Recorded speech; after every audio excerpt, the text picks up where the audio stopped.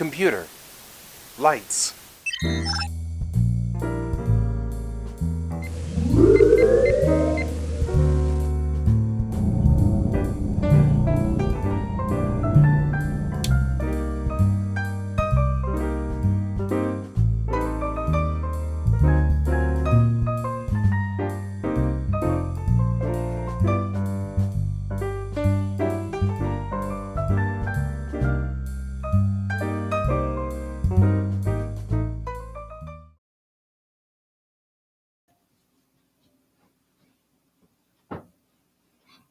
Oh, you're here.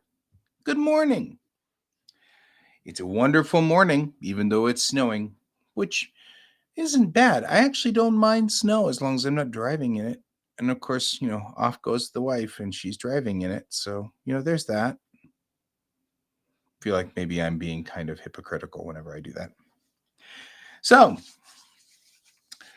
I have come to sort of a pseudo conclusion here, which is maybe what we should do is look at all the assets that we've got when we're talking about my tech manual here that I'm going to be putting together this week and sort of kind of getting together and kind of preparing it to send it off to the publishers, maybe what we should do is take a look at all the pages, look at them, just throw everything, throw the kitchen sink at it. We know we've got like bits and pieces that we can put in here. So let's figure out what we're doing. So we're going to do that. So this is our bits and pieces thing. We're going to start doing bits and pieces. So I'm going ahead and switch us over to the monitor and get to work. Get to work. Get to work. Get her work. All right.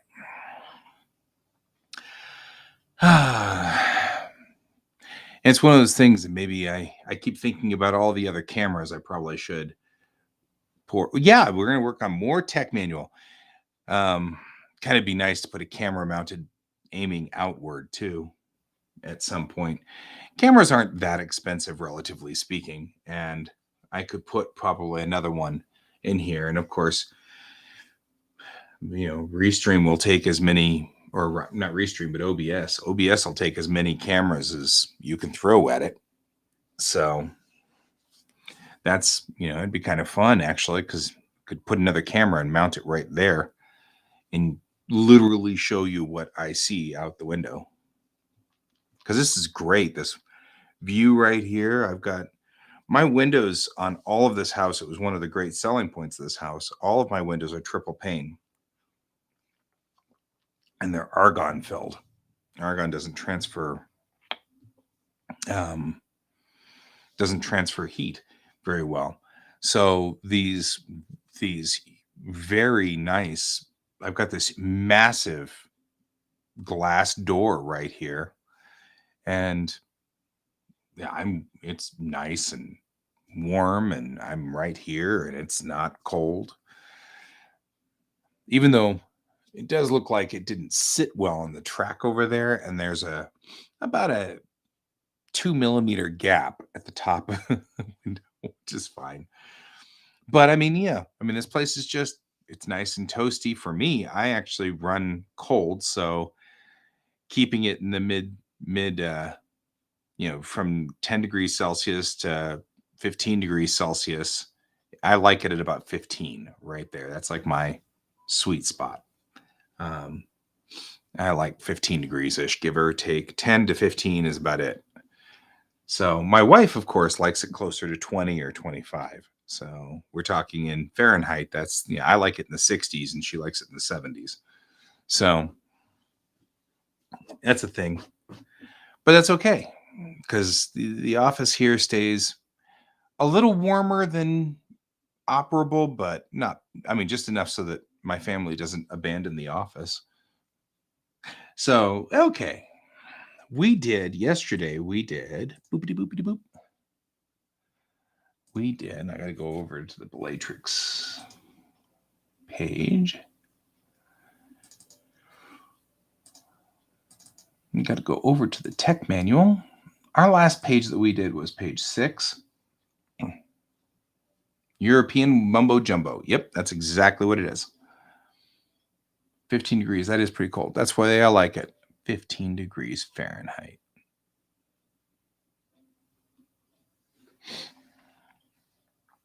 So I like somebody had posted and said, 0 degrees Fahrenheit, pretty cold. 100 degrees Fahrenheit, pretty hot. 0 degrees Celsius, not as cold. 100 degrees Celsius, dead. 0 degrees Kelvin, dead. 100 degrees Kelvin, dead. That was really funny. And somebody put that in there. That was cute. So, all right. So I took out the org chart over here on this original picture because I've got the org chart on the previous page and blew the org chart up a little bit so it was easier to read. So I figured it was kind of useless to put it there. But I do have like the deck plans here for our Seabird class Corvette, and we may have to come up with something else to go with it. I don't know. But now we're on page 7, a coffee stain. Wonder if let's see. Wait. This could be fun. Like,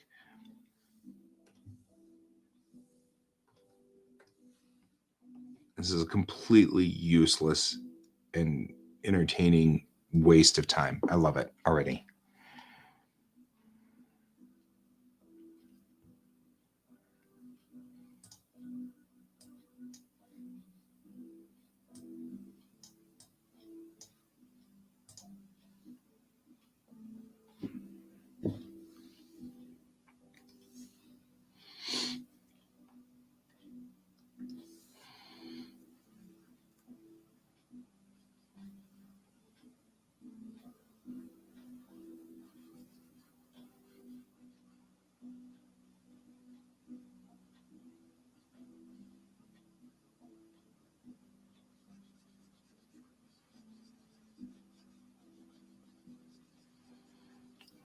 There we go. We'll just add ourselves a little coffee stain here. Let's coffee stain between people, huh?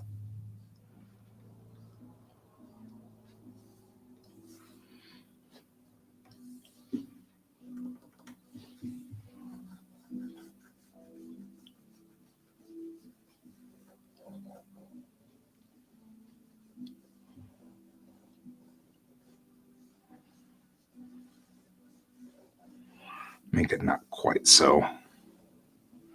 There we go.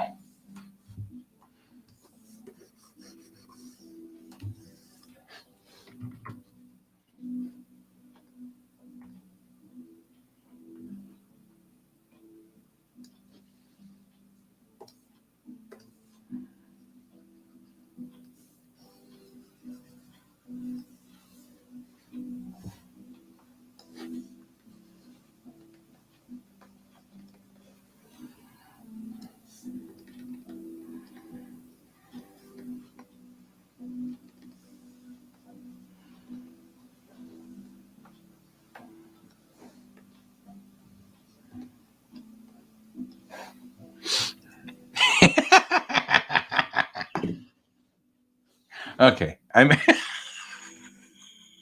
Hi, Donald. We apparently have decided that we need a coffee stain on here. And by we, I think we really mean Brent, but it still turned out cool. There we go.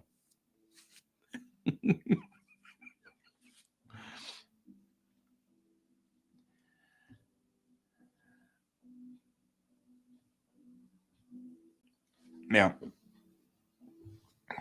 because it's got the blueprinty sort of thing going on it. So, who put their damn coffee on top of it? Put their coffee on top of it. There we go. It'd probably be a little lighter, but that's all right. Not so obvious. Anyway, okay, that was cute, but we're probably not going to do that. That was fun, and it was an entertaining distraction. Okay, so I guess this is pretty much okay as it is. I mean, I don't see any reason.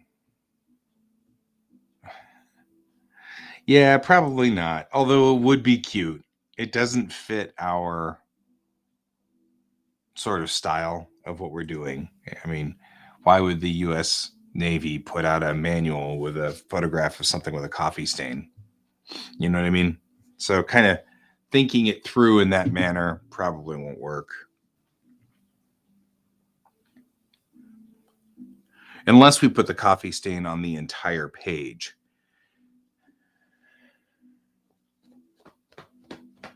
But also, if we are feeling like this needs to not have this kind of background on it, I have the master for this that we can pull the background out of, and it'll just be in black and white. If you folks think that that's a better concept to do. So, one of the things, and we'll get back to page 6 if we need to. One of the things I've been thinking about was, why don't we going ahead and just put all the pages together and the different concepts, and then once we do, look at them all and say, okay, we can put 2 or 3 pages between this one, we could put a page between this one. Well, misspelled, I get, yeah. I always feel like people don't join the military. Careful people don't join the military. And I mean careful, and not the like they don't take care and they shoot themselves in the foot, although that does happen. I mean careful as in like people who are full of care, the kind of people who look at something and go, "Oh man, you've misspelled this one word and you've misspelled this one word." And I feel like those people don't end up in the military. Like you don't see English teachers in the military very often. Moving this over here so I can see it. There are 2 drives that it says are out here. Why is it saying that these 2 drives are out here? Weird.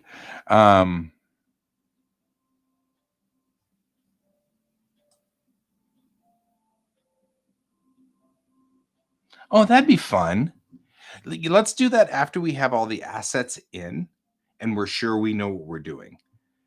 Because once we've used all the pictures that we want to use for this, that's a good one to put in between because it'd be cute. But I like that. So let's keep that thought process going for you.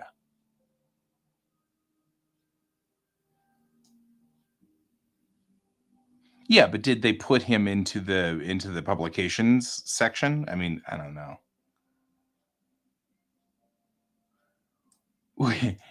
So, I guess what I should have clarified was the military doesn't seem to put resources that are non-critical in the correct location. So, for example, it seems like the military tends to not, in fact, put somebody, because my sister was a journalist major, and they put her in the motor pool. I mean, she had a degree in journalism, and just like me, the kid is super retentive about grammar and spelling and stuff like that, and she could have done all their publications, but instead they stuck her in the motor pool. So that's what I mean, is I think when it's non-critical, they stick people just wherever they stick people, and sometimes that works and sometimes, and so they end up with, hey Brent, you and Donald will be putting together the the publication for this, and you're like, but that's not what I, and they're like, we don't care, do your thing. Okay, it seems like what's going on here. We get a lot of that, I think.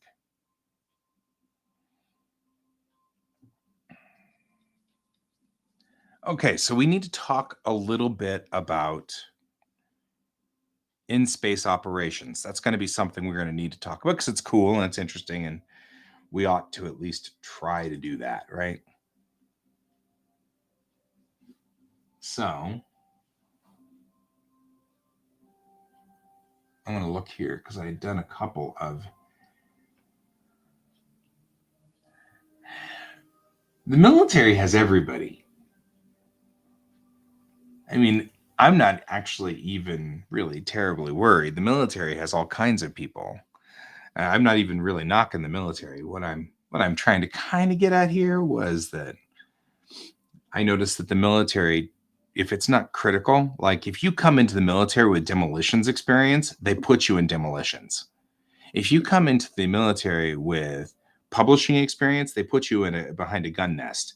You know what I mean? Like they don't seem to put you they don't put you in the right place. So it's like, well, okay, I guess. It's like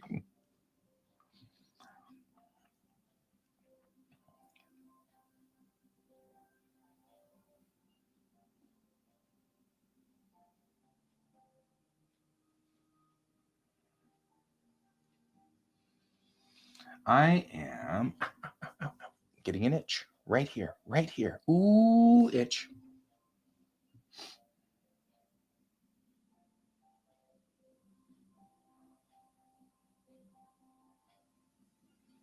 Somewhere.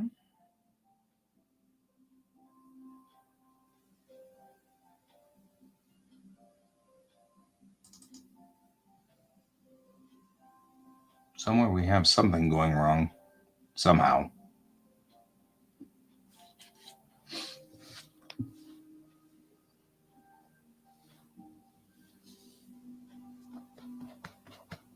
Oh, and for Brent, once I straighten out my Unity stars and have to redo the map. Yeah, exactly. That's exactly. I think you've got it right, Donald. They fill positions. So, like, they needed somebody in the motor pool, so they put my sister there.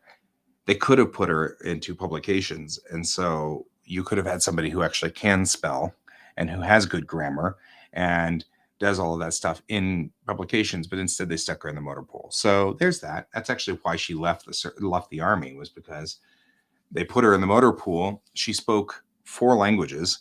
She went to DLI, and she was super, super cool and had all these skills, and the army put her in the motor pool. And then when her 4 years were up, they were like, "We promise we'll put you somewhere good."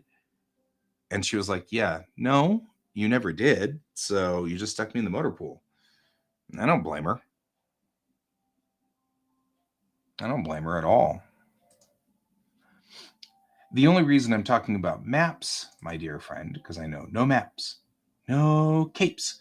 The only reason we're talking about maps is because I have a plan for maps. I need to figure out what happened to the map I was working on. Not a map, the Jeppesen map, because we had a Jeppesen map. Remember, we were doing the Jeppesen maps. What happened to the Jeppesen maps?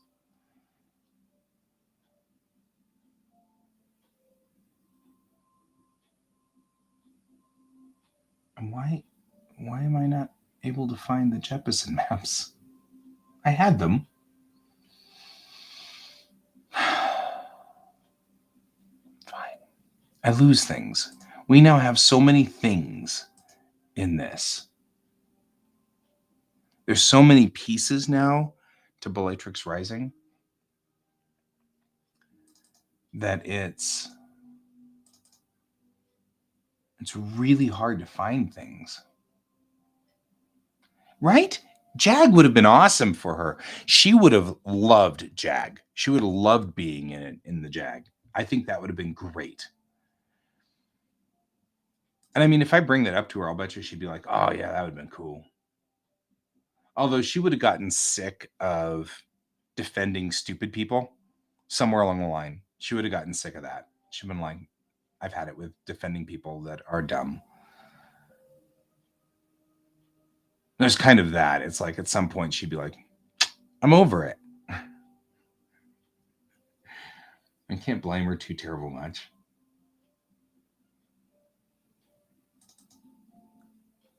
Like trying to find the thing.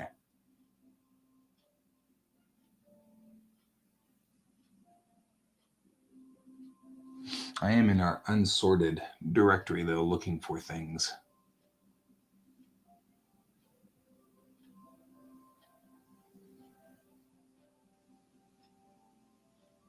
I haven't seen Luna in a while. I'm not sure where she is.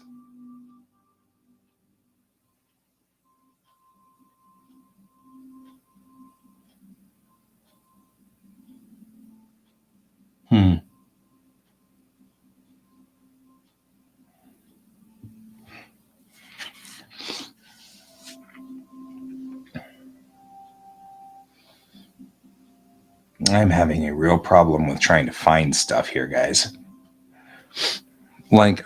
So I have a horrible habit, and this is a terrible habit. I have this horrible habit of saving things to my desktop.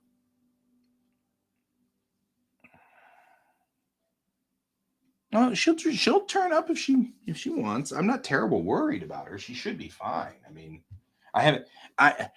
She is part of my extended friend group. So if something bad had happened to her, we would have heard. So she's part of the extended group. So it's not nothing bad has happened to her. She's just been too busy to be on the show, and that's okay, you know. But like I said, she's part of my extended friend group, so I would have known if something bad had happened to her. Okay, I'm going out to my desktop, and we're going to pull this stuff into the unsorted directory.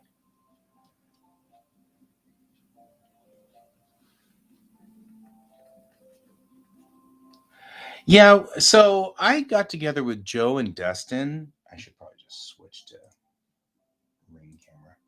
I got together with Joe and Dustin a couple of weeks ago. No, it was before I went back down to Texas. So it was in November. So it's been a couple of months ago. And Dustin was talking about figuring something out for February. He said that, it was the end of the season. He was working with Amazon and things are, rough and difficult at Amazon. So I know that our game we weren't even going to talk about our game for a while. So I knew that, and that's cool. I move that into there. I'm actually out on my desktop over here trying to figure out what the heck is going on. Like, why? See, here's the bridge set out on the desktop.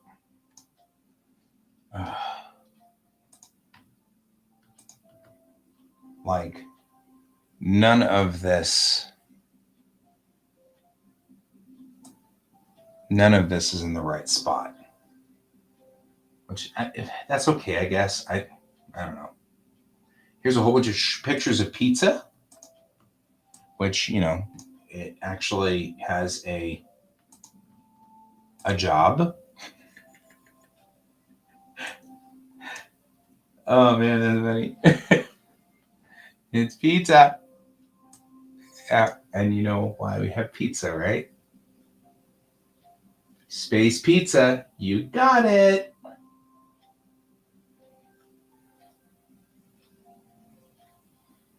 Okay. Yeah, I'm seeing a lot of bits and pieces that belong to the Kittiwake out here. Like furniture pieces, looks like. Ugh, such a mess. I made a mess of things here, guys.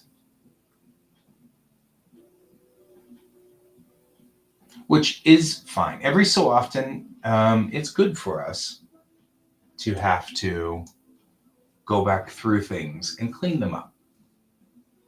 It's good for us. Right? It's maintenance. We've got to do maintenance. It's the nature of the beast. We always have to do maintenance.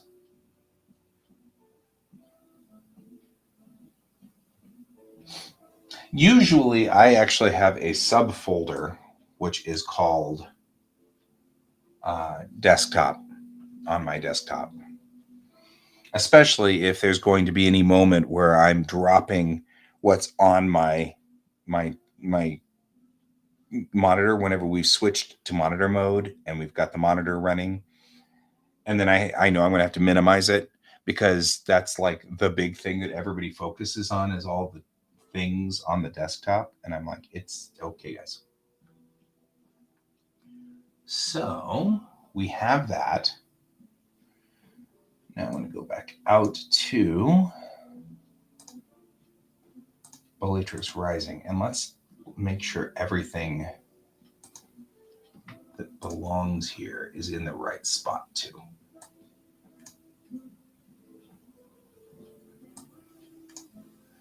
Because we have weird stuff everywhere.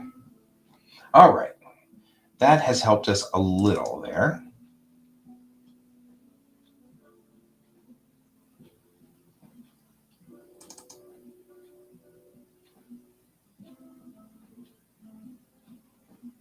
That helped us a little, but not a lot. I don't know, guys. Boy, we are all over the place on this, aren't we? Okay, so, hey, I had an idea. You know how you were talking about doing the first 6 pages or something like that to sell on there? I actually think that the opening scene for the moment or for the incident and moment, the inciting moment, which is this first issue, is actually really good because it starts out with Chang and Coffee and goes through sort of introducing all of the characters and then ends at the end of that first act ends with them showing up at moment and finding out that something horrible has happened and it's a cliffhanger. That scene's already written. It needs to be edited. We need to go through and clean it up. But I mean, that's going to take a weekend. But it's written. And so why don't we go on ahead and just do that? I mean, it requires us to build a few sets and stuff like that. But if we concentrate on just that, we'd end up with just the bridge. We need to do the commissary. But the commissary can be a redress of just the consoles. So we can just repaint the consoles as a commissary because they're replimats. So you go to the replimat and you go beep, boop, beep, and it gives you food. It's a replimat. So, because that's the two technologies that I think will make this a viable science fiction thing is the faster than light travel, which we'll need, and replimats. Once you have those two things, you can pretty much have a utopia in space because the replimats mean you never have to starve and you can always build buildings. So you'll always have shelter. You'll always have the bottom level of Maslow's hierarchy of needs. And then you have to have space travel. I can only read half of that. Yeah, that's what I was thinking was that would give us, and it's a promo. It's a little bit of a teaser here. It's like, oh, here's this. I think we should do the tech manual first. That way, if we run out of time with the first 6 pages, then we still have a product. So I don't think they should hinge on each other. But if we run the tech manual, then we should be able to do all of the other pieces too. I mean, that seems like a thing. So what do you think, guys? You think that sounds like a good idea? I think that sounds like a good idea.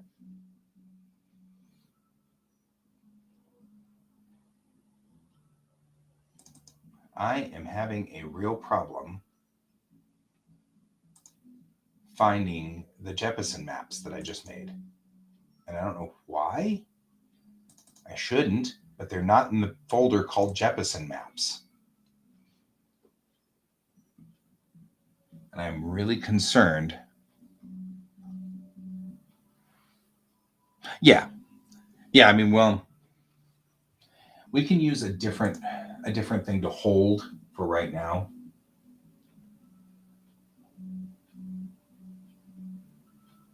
But I had a better version of it. It makes me kind of mad that it's missing, because I worked really hard on it. I'm going to be really bitter. But I've also wasted 30 minutes looking for this. So let's go for a different thing. Go into the Matrix Rising. Let's go for illustrations. And we will take this guy and bring him in. Okay. So here's what we're going to do. We're going to abandon ye all hope. I redid this in 3D, so it was cleaner and nicer looking and was easier to read and looked more like the Jeppesen Maps. And I can't find it. So I'm a little aggravated about that. So what we're going to do is we're going to put this in as a placeholder.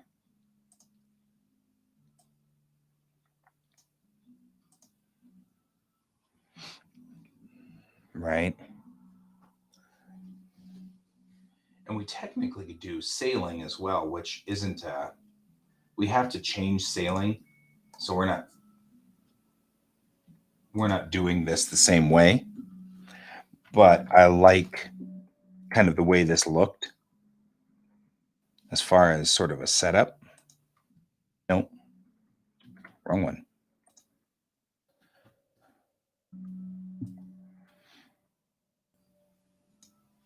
So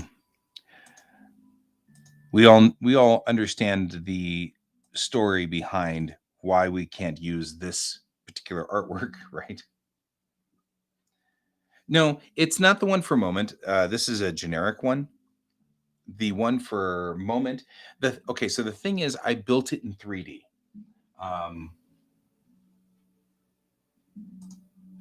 So because I built it in 3D, we can just swap out the pictures pretty quickly.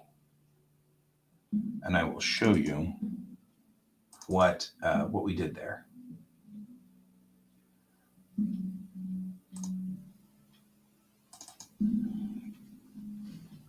No.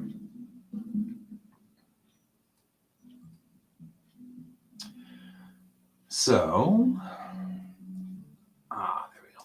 My back popped a little. That's good. I like my back popping. So I built it in 3D, and it actually looks pretty cool, pretty kick butt, right? And I built a better one than this. I modified. This is the one I was making that I was at the middle of when I was working on it, right?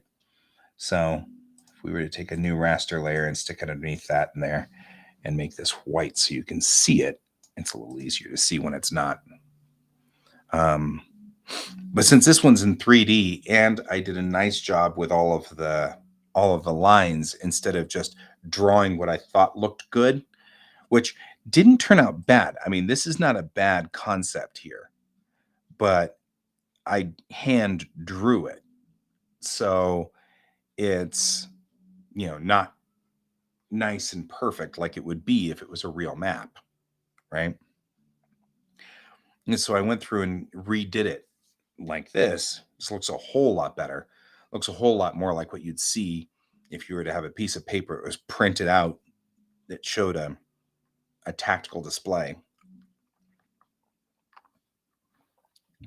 and stuff. So the problem is, somewhere in my universe of universes, we have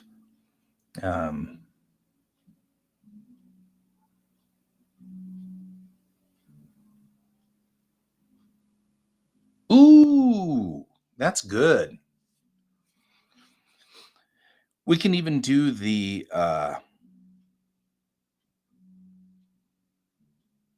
little readout along the top where it's got the star and then all the planets in a line across it like that. So that, because I've been looking at trying to figure out what to put in all those damn Jeppesen parts. Because the Jeppesen thing, the page that's the Jeppesen thing, which, by the way, I can't even find my example Jeppesen map. So, I mean, there is definitely something. I put it in a folder. I put it somewhere safe. But clearly, I'm having a problem with that somewhere safe. Right?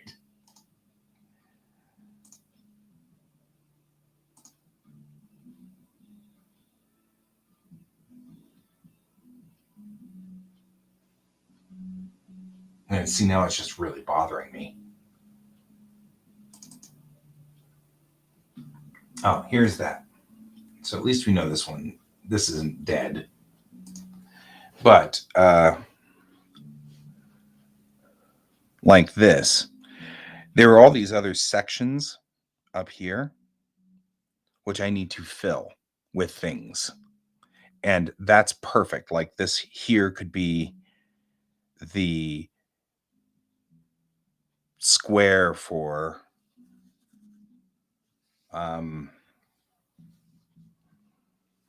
the square for the you know what, we're here, why not just do this thing, because we're talking about it and there's no reason not to just do this thing. There's space in space, man. Just saying, don't knock the spaceman.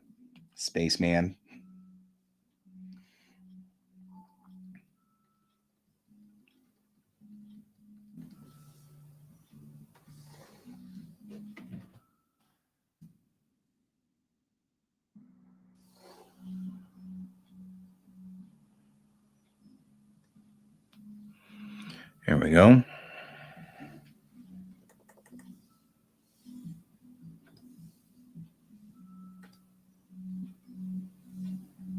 Brush size 6.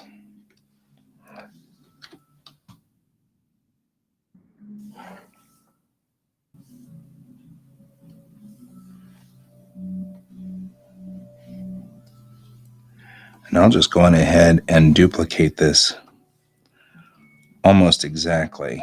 And the reason that I'm doing that is because there is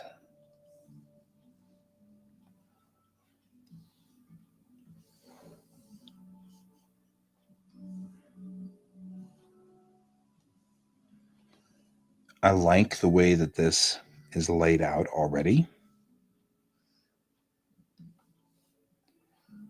And so it already has sort of all of the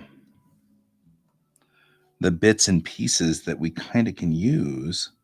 So I'll make my own version of this, right? And temporarily, we'll take all and copy, because there's a better version of this. Paste. Ooh, look what I copied. The background. How useful. Let's do this one and copy. And then paste. Just like paste it randomly. Paste it somewhere. Ooh, yeah. So I'm actually noticing a problem I have done, and I should not have done this. All right. First things first, guys. Let's make sure it's the right size, because it's not.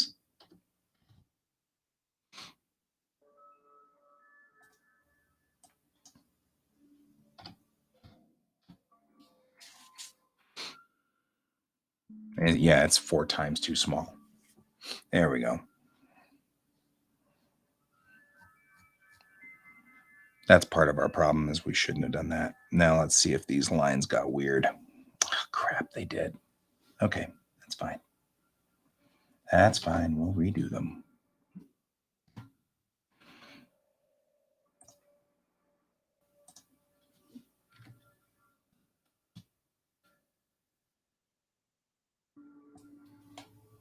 Yep, that's what I thought. So let's do 24 or 25 for our lines. Here we go.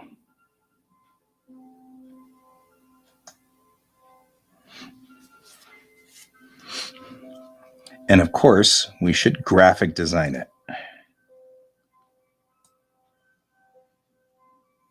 Right? We should always use the standard design ethic of our series.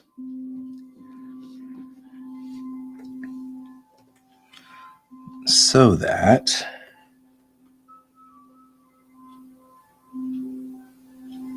that's not what I wanted.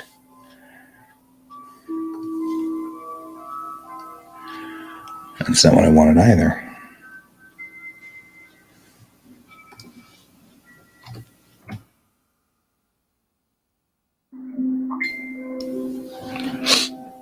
Are you messaging me there, Brent?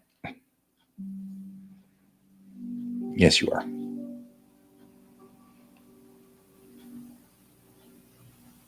I like it.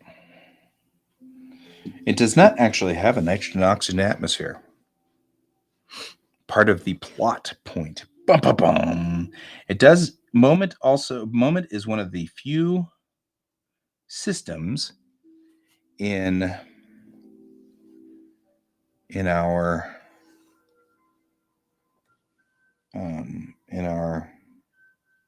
story that actually does have an oxygen atmosphere. I like the down and dirty thing. It works. We've got to fill all those boxes at the top of this thing anyway, so we're in. I'm totally on board with it. It works just fine for me.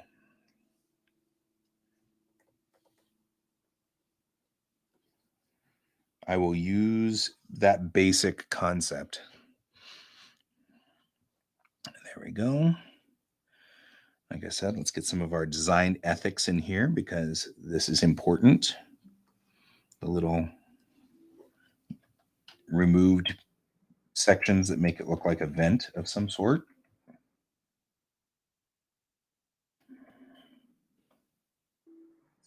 Ooh, that was a lousy vent.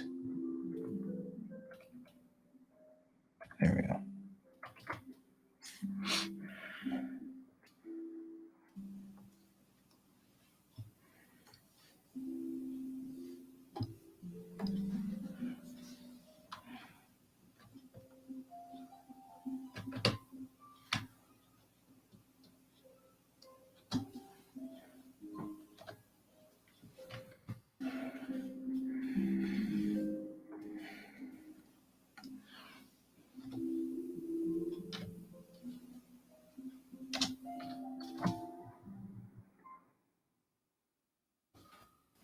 There.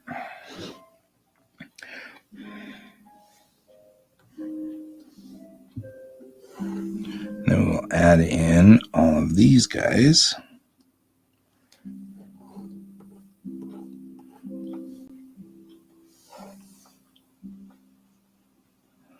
There are times where I kind of feel like I need to have done it once and screwed it up in order to do it again and make it look good. And it's very frustrating. I'd rather just do it right the first time instead of having to redo these things every time.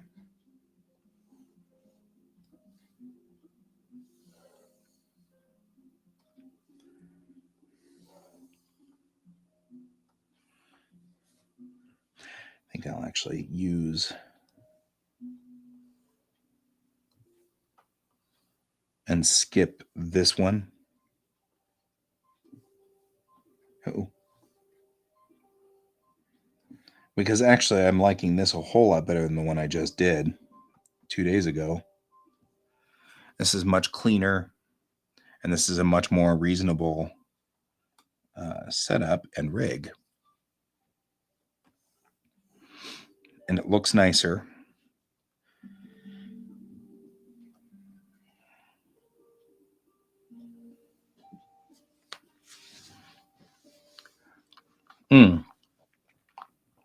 As a side note, because you were putting in there population, humans, X, and Jacine and other. As a side note, that's not something that they would actually do. Isn't that interesting? Like census might do that, but it would be the same thing as us saying, population, white people, X, black people, X.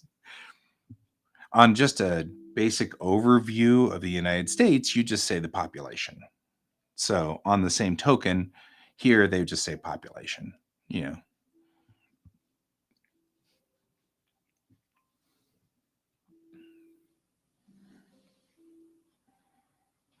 Okay.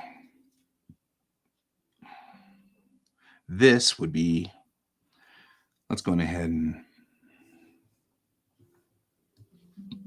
get some of these things in here. Like, I love my airborne. One of my favorites for this stuff. Right.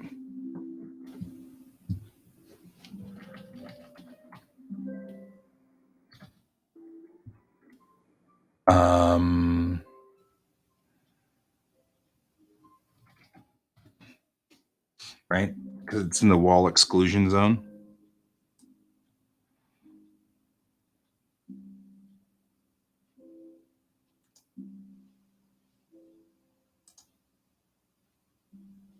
And then I got to go way down here, otherwise it puts it right up there.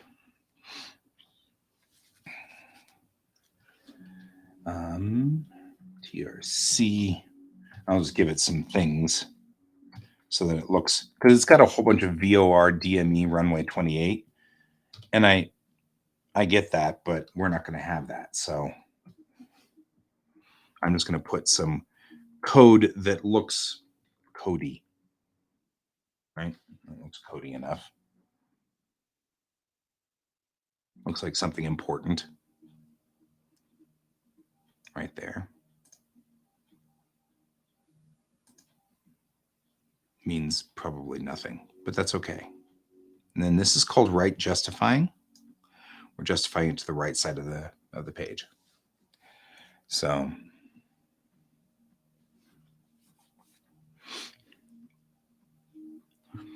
and then we're going to drop down to, looks like this is about 15 point. I'm going to call this 1 silver.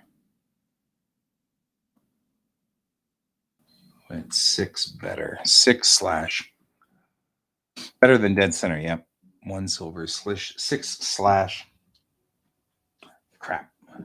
You know what sucks when you have a completely different time setup and you've forgotten your time setup? Luckily, I have it in my world building folder. Let's get time up. This is why I do this.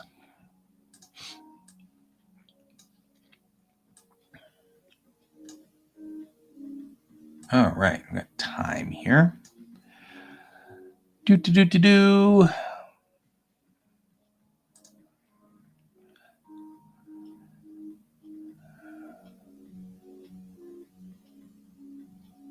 A year has 105 months. We didn't talk about the 5 months. Oh, that's right, because the months are just named 1 month.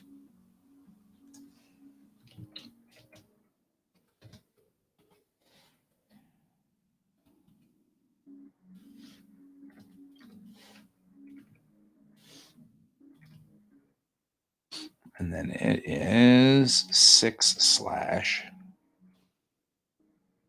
right? No, it's 9. Yeah, it's 1. So and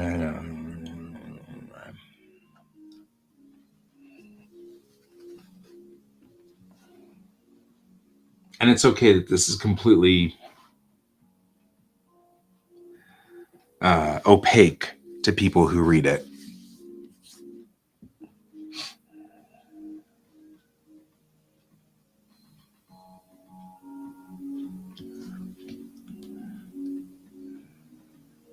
Scanners might post population percentages. Maybe. I mean, going to the last part of the timeline, let's take a look at where we are. So 5/ is where we are. 6/. Okay, so it's 6/ 290 or 280, 281. 6/ let's put it in 280 there. 6/280.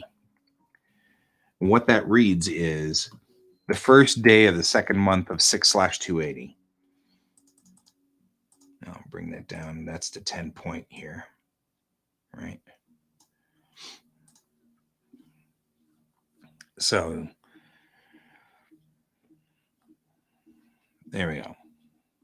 And this should be star info.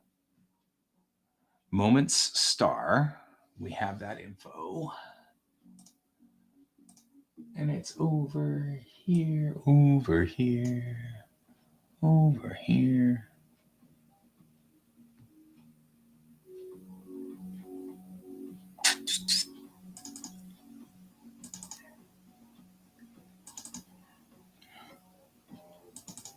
Okay, here we go. Spin it up. Up goes Excel.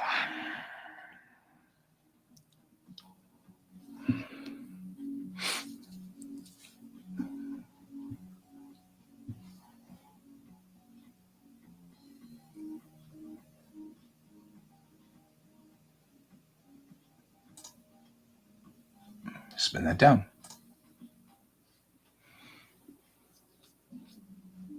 Maybe. So we're going to drop down to 10 point for it.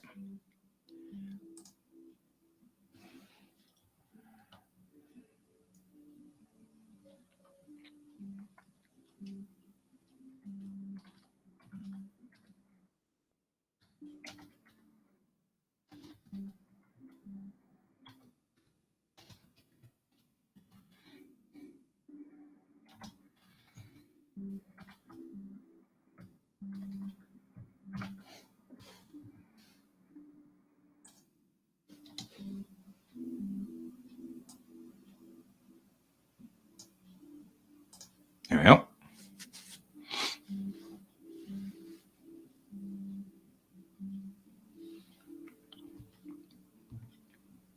I'm actually going to add a folder and call this text.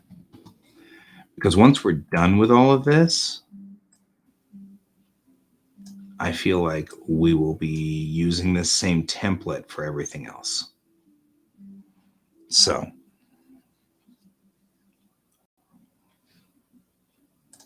like going to New Orleans for Cajun food. I see what you're saying there.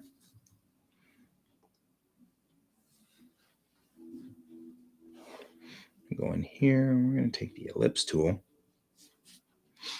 and I'm going to start here because that's the way this works. Nope, this. And we're going to have to undo that. And then we're going to have to bring this back up because it has to be at least 20. We're going to go to that again. All right. And then, want to see something cool? Watch this.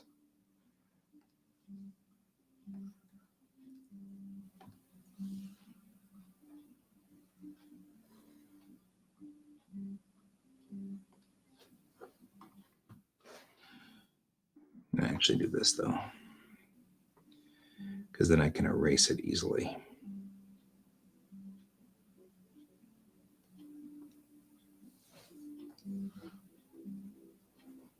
Nope.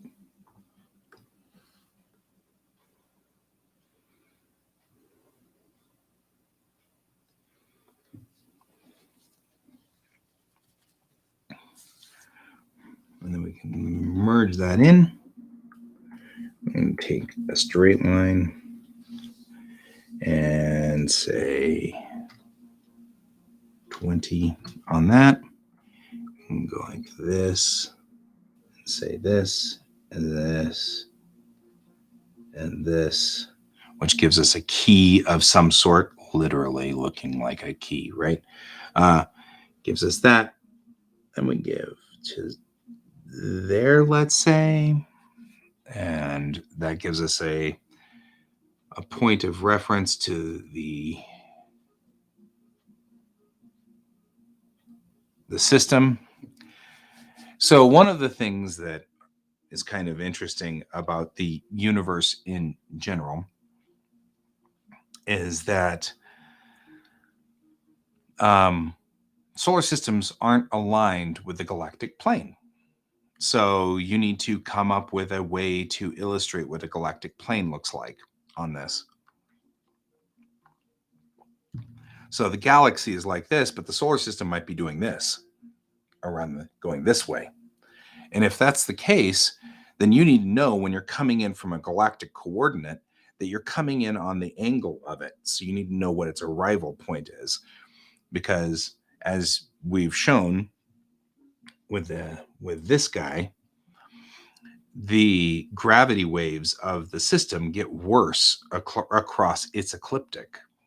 So it's actually better to arrive from the top and then pop in.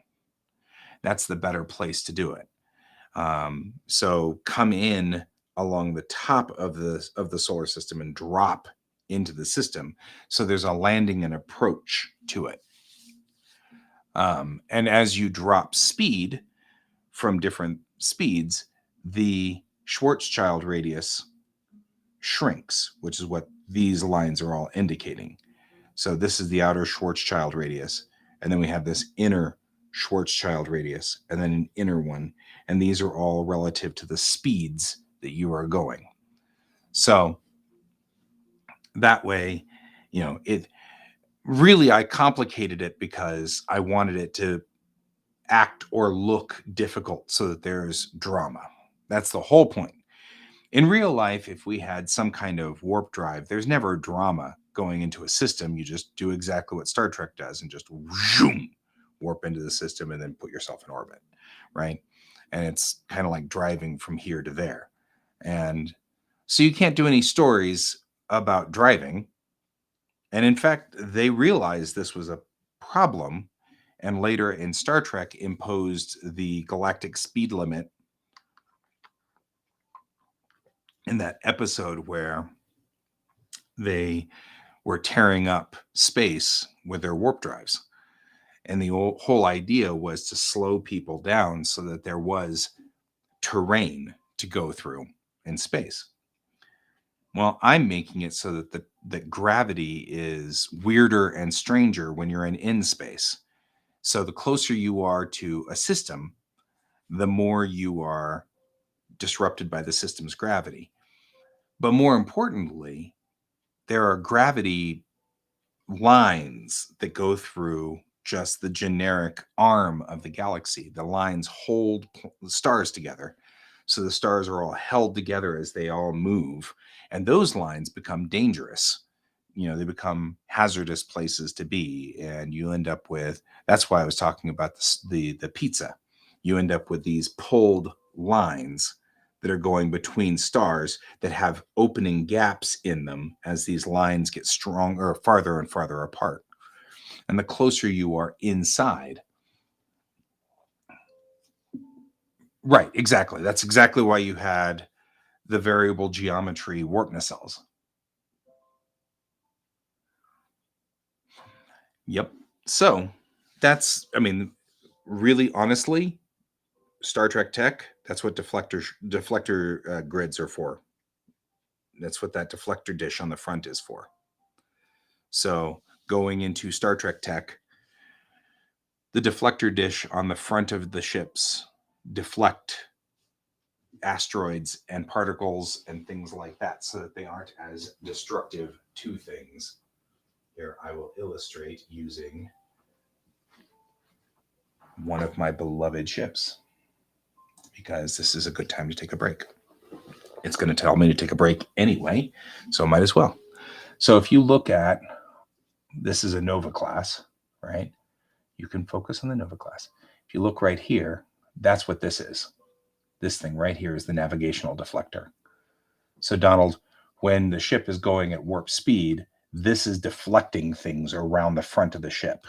So this is projecting a deflector field that projects the front of the ship, and things go over and under the ship because of this deflector grid. Using that deflector dish. That's what it's for. The Nova class has 2 of them. There's one up here too. And actually, so does the Intrepid class or Voyager. I don't actually have a small version of Voyager, but I do have a large version of Voyager. And we need to haul her out anyway. Because she's dusty. But the large version of Voyager, also, you can see there's the deflector dish underneath it for deflecting things like that, photon torpedo tubes. But there's also a small deflector dish on the nose, which helps deflect anything upper and keeps navigational stuff going on. So there you go. I need to pull her down anyway. She is all kinds of dirty and dusty. She needs to be cleaned. Good old Intrepid class ships. She's a good ship. Okay. Put her over here so that she can get back to work and we can get back to work. So there you go. There was your Star Trek lore for the day. Okay. So this is your key to the star. I often wonder whether we shouldn't graphically. She has 2 warp cores. You think of the protostar? Because as far as I know, the Intrepid only has 1 warp core. Nothing else. She only has 1 warp core exit point. So there's only 1 place to eject the core. Oh, I just set the ship totally on that 1 spot. She's sitting perfectly on that one spot that I was just showing you. Huh. Okay. I'm willing to believe that she's got 2 cores. I know the Protostar has 2 cores.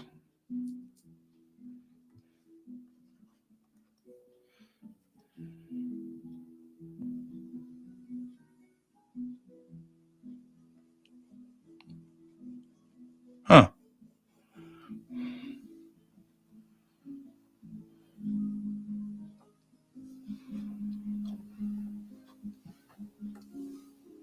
All right. We're just going to make this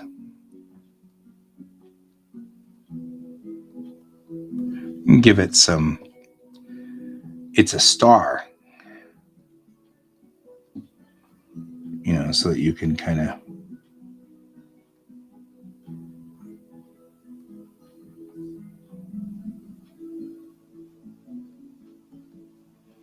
some prominences, just so it doesn't. I hate technical drawings that don't have any graphic design in it. It seems like that's just such a waste.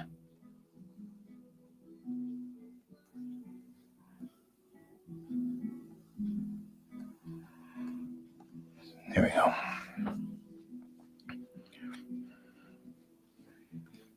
Then we will say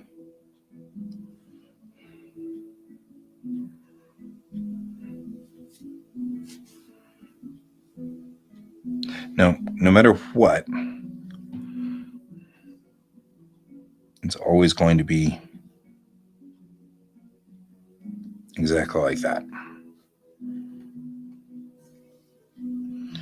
So now there we go. So it gives just a little.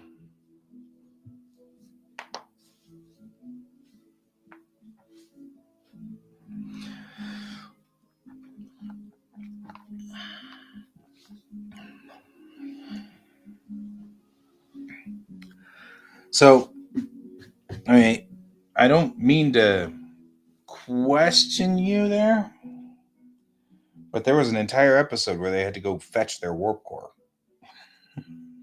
at impulse speed.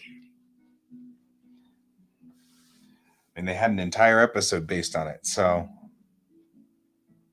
not 100, they had to use the Delta Flyer. So, I'm not 100% sure that whatever information you got was straight on that one. I'm just saying. But thinking back on it, kind of feel like that they had an entire episode about not having a warp core and being stuck.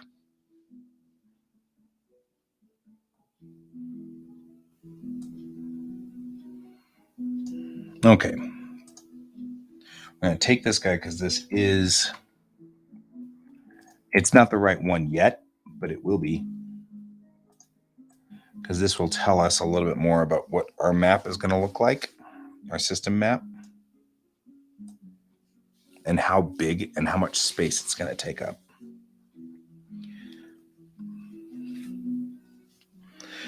Because it's not going to take up the whole thing. And since it's not going to take up the entire thing, I'm actually going to increase its size, though.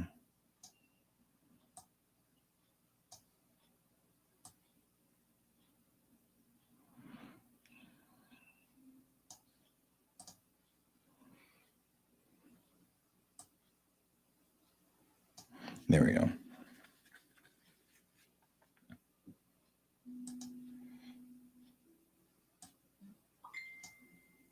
You sending me the thing on the MSD? That's a cross stitch.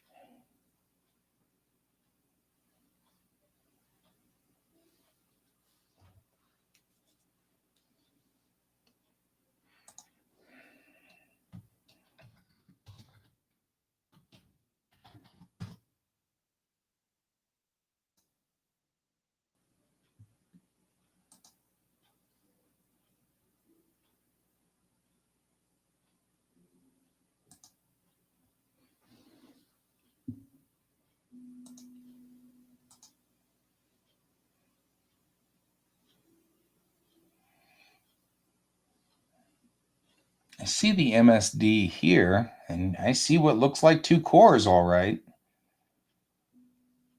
Complete with exit points for both of them.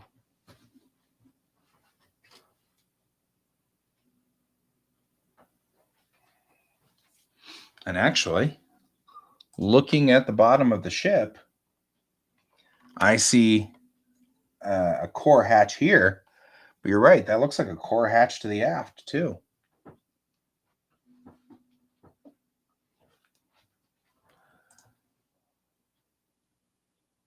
But, I mean, looking here at the MSD, that looks like one core to an exit point and another core to an exit point. Can't read it. And of course, they're not helping me on this one. But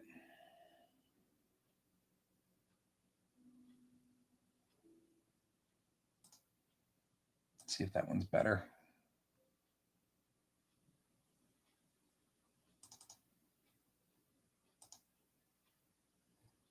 Let's see, mission ops. Somebody's doing all of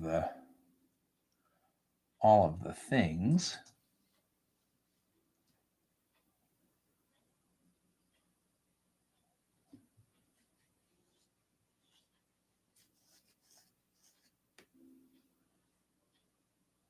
More interest. Well, and this one showing here, I can actually read it. And it says warp reactor core there. And that clearly that second one is here. Well, yes and no, but like I said, here's the thing. There was an entire episode where they ejected the warp core. Someone stole it, and then they had to use the Delta Flyer to get it back. If they had a secondary core, they just plug the secondary core in, right?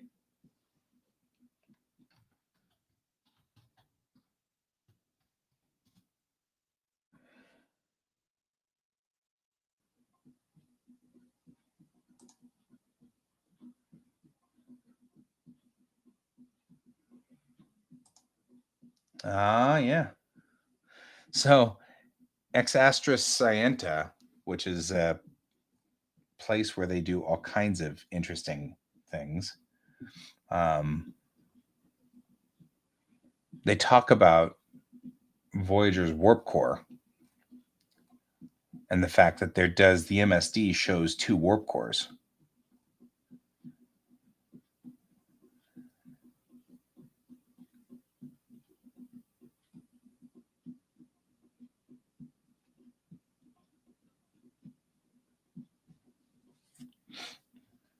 Complete core.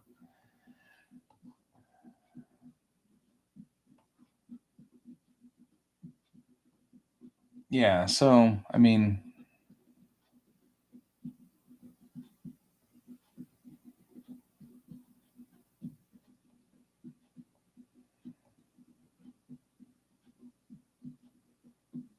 yep. So we're talking about they're talking about a couple of things on X Astris Scienta, which is a website where Trekkies get together and nitpick the heck out of everything.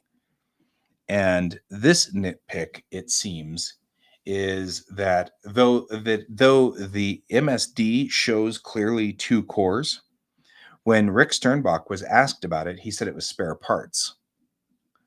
So, well, yeah, we can talk about it later, but it's a thing. It's not uncommon for us in this group to rabbit hole.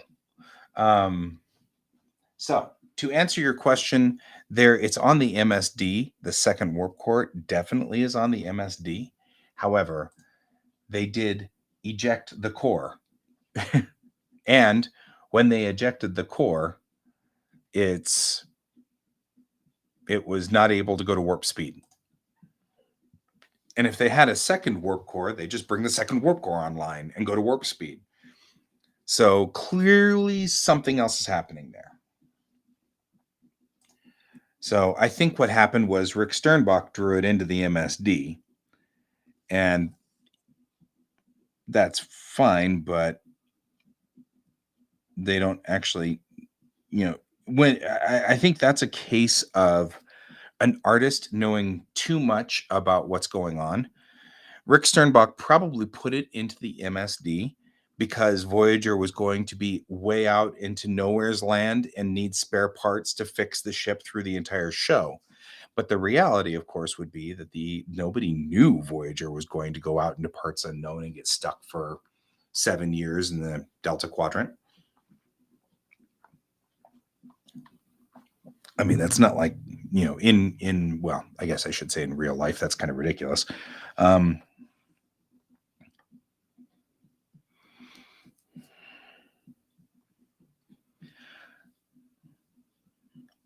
Okay, so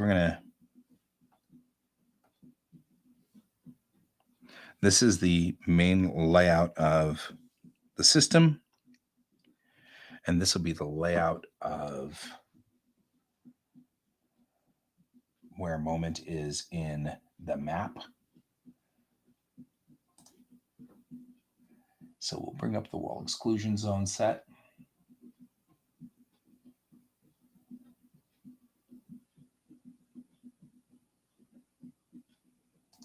Which is you.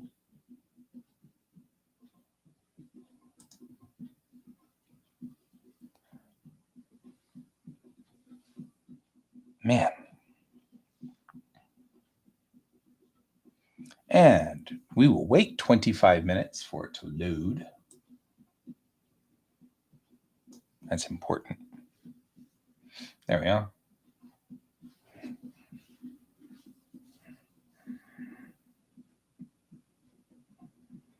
Didn't we do a better Eddie map for this? I thought we did.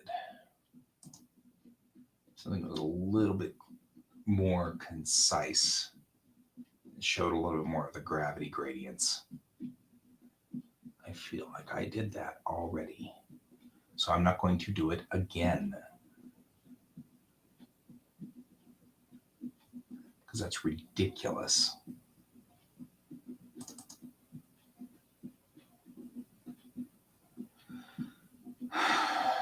so much stuff that just kind of wanders away, gets lost. And I'm like, well, okay. But what happened to these things? What happened to these maps? I did these maps during all of the don't do any more maps section of our discussion topics. We weren't allowed to do more maps.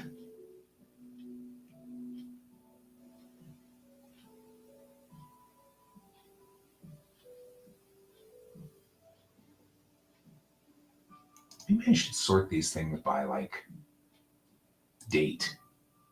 And the things that are the most recent will show up. Which actually, that's probably something I should have done a long time ago.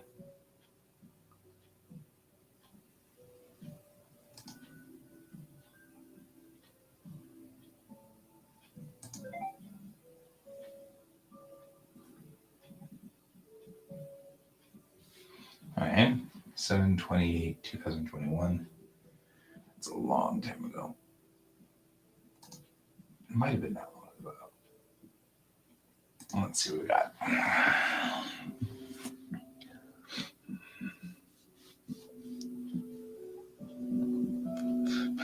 Uh-oh, you're busted. Busted for being in the wrong franchise there, Brent.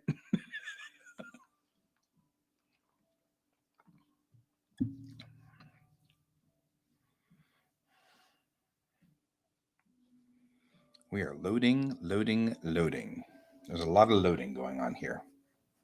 Whole lot of loading going on.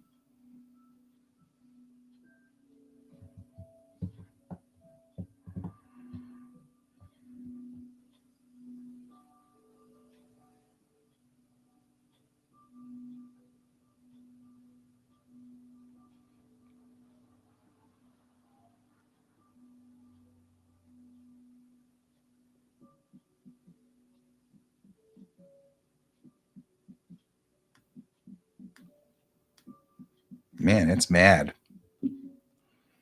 about loading this stuff, isn't it?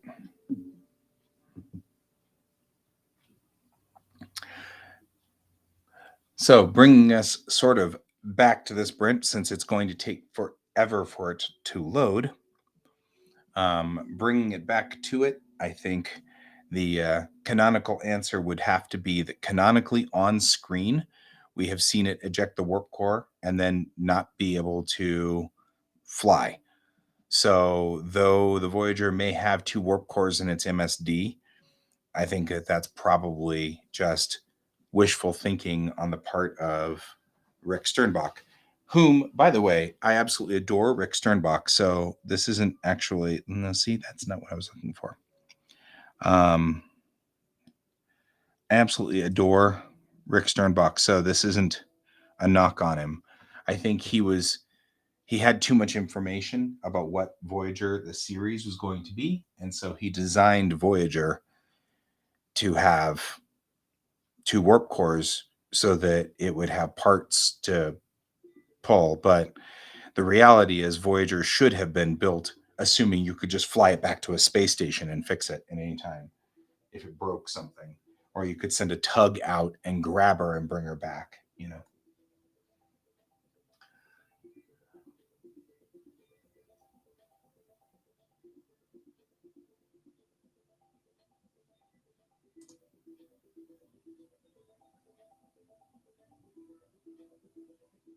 Oh yeah, I know.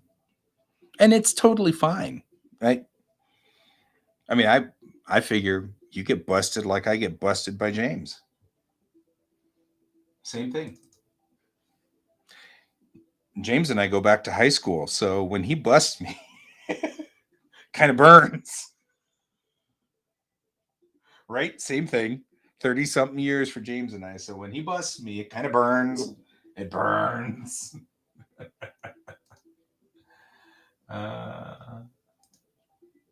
Like, dude.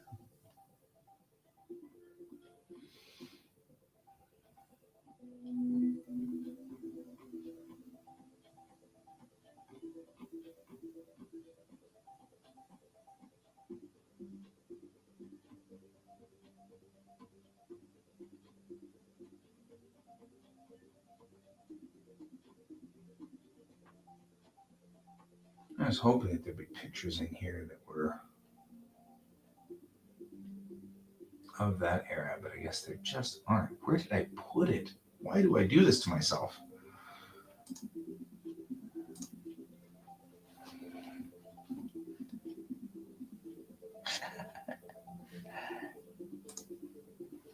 See, these are all stories that I know we'll just get in trouble for. That's what's going to happen.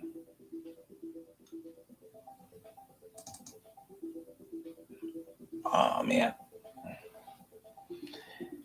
And you know, if you got something going back to the 16th birthday, just saying. That's a thing. And legit, I don't think I want to know about the 16th birthday, so we're good.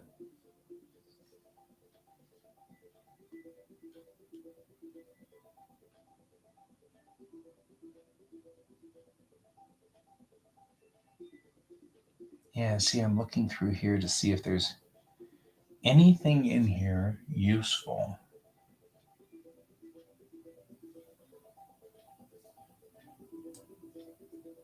No, of course not. You're 16. But still. You know, that's one of those things, though. I mean, like, we did some fun, crazy, weird stuff. And sure, maybe, I was just talking to my wife about this. I know a whole lot about season 1 of TNG, but not as much about season 2 of TNG. And she was asking me why was that the case? Especially since season 2, they get better and stuff. She was like, why do you know so much about season 1 but not season 2? And the truth was, my best bud at the time, who now lives out in Maryland, he would come over on the weekends and we'd just put the tapes in and run the tapes because I had recorded every episode of TNG when it first aired. So we would just run the tapes and eat pizza and drink, Coke and Pepsi. And like, we were like 15. And so like, it was cool. And we'd run the whole tapes. And what I was saying to her was, that's, 26 hours. So we'd fall asleep somewhere along the line before we ran out of that. That was what we did that summer, the summer after first season aired. That's what we did the whole summer, waiting for season 2, which came out in September. And, of course, we were out of school and stuff like that. So that was our summer thing. But since we kept falling asleep, I know the first like 12 episodes of TNG, by heart, backwards and forwards, because we watched them 4,000 times. But we didn't actually think to start at episode 13 or 14 until later on. So we had already started at episode 1 and just ran through all of the episodes over and over, and then we'd fall asleep. And when we fell asleep, it was somewhere in the middle, And so it's kind of funny that as we've been rewatching TNG, I've been doing and this is where Data says blah, blah, blah. And this is where Riker says blah, blah, blah. And she's like, wow, you really know these episodes. But then we get to the end of the season and I'm like, I think this is the episode where this happens. And I think that this is the episode. And she's like, you were doing so good at the very beginning. And now you're falling apart on this. Well, we fell asleep. So the end result is we fell asleep. Like, the TLDR on this is that we zonk. So it was just funny. It's a funny thing. But still, here again, that's a fun memory, but I don't know if anybody cares. And I told you anyway, even though I don't think you care. And it's all good. Why am I having such difficult times with all this stuff? It shouldn't be this hard.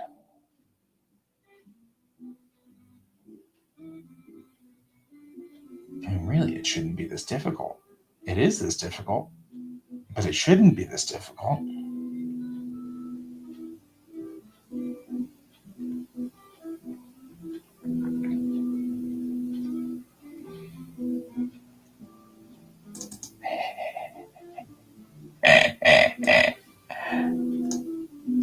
There we go.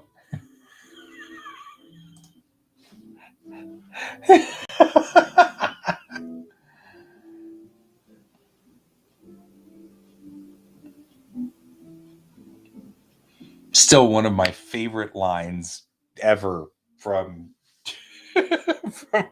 from Lower Decks.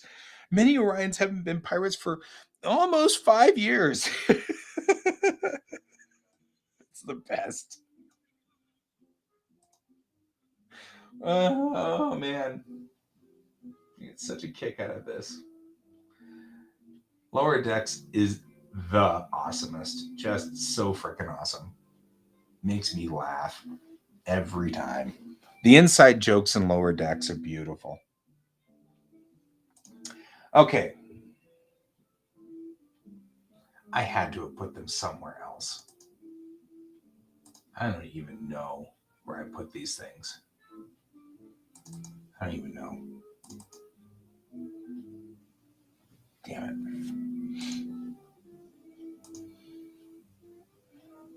The worst part is some of these pictures are really, really cool. And the thing that really worries me the most, more than anything else, is that I did in some ADD spaced out moment, a moment where I was just blipping out, that I started drawing these beautiful pieces that I can remember I did. I didn't save them, and then the system updated or something like that, and then, dumped everything. That's what I'm most worried about. I try to save every time, but I still have attention deficit, and saving is definitely one of those things that I space out. And the thing is, I drew like this entire little quadrant right here, which is where moment is, in very, very tight detail, showing all of the little threads. And I brought in all the pizza pictures so that I could get those threads and strings in there correctly. But I swear I worked on it for more than one day, which makes me think that I had to have saved it if I did more than one day. If I do it in like an hour, sometimes it's the nature of the beast. It just goes away. But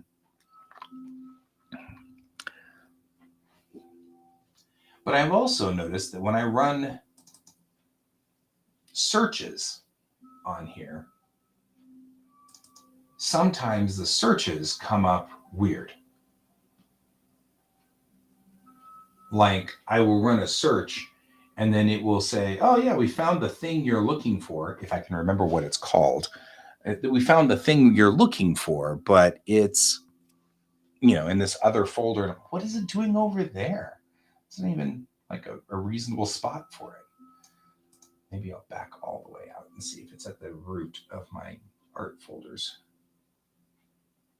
It really isn't. Put it in Guy's resources, maybe? Like, did I save it in like a weird spot like here? Oh, there's the Harley Quinn picture. I like that picture. It's a good picture. I don't know. I feel like it should just be on the desktop. The fact that it's not bothers me.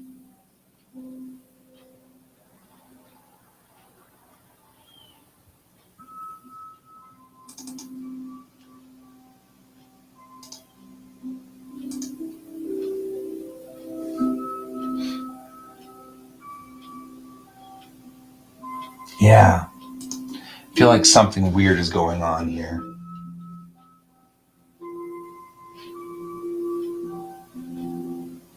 Like there shouldn't be missing data.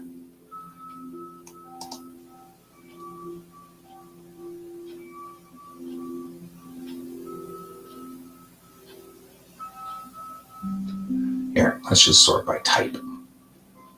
This should give me all of the PSDs in one spot.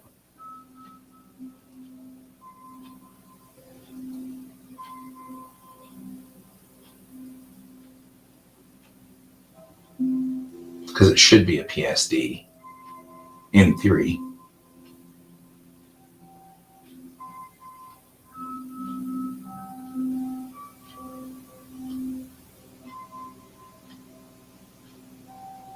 You do not want to have to redraw this.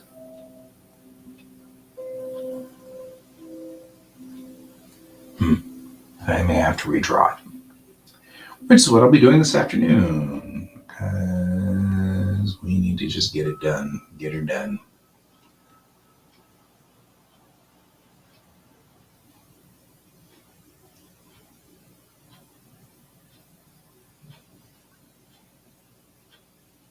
Yeah, I don't know what's happening to it. I don't know what happened to it. Oh well. So what we will do is represent the data by doing this. And this will just represent that we are supposed to do this. And then we'll get back to it whenever.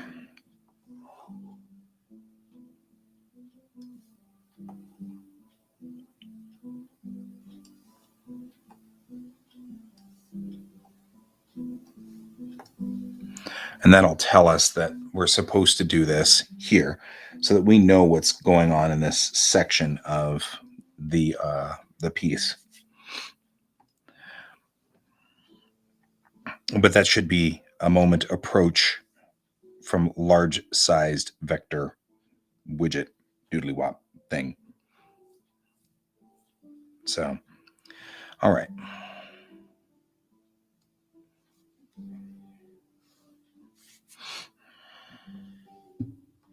And I actually love the idea of these things being on here on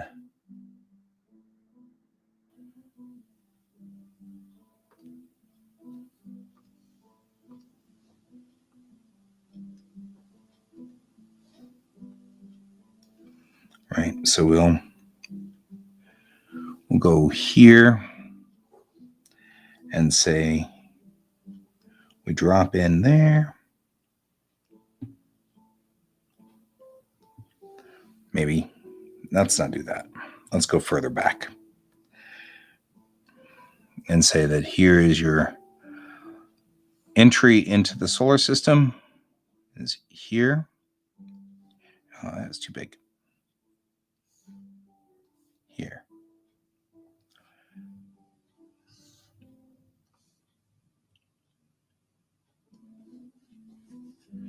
Right.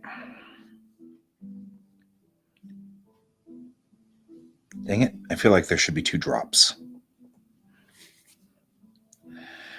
So here is your first altitude drop.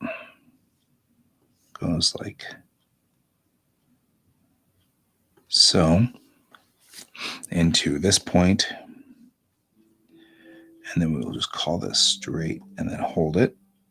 And then here is your second altitude drop in.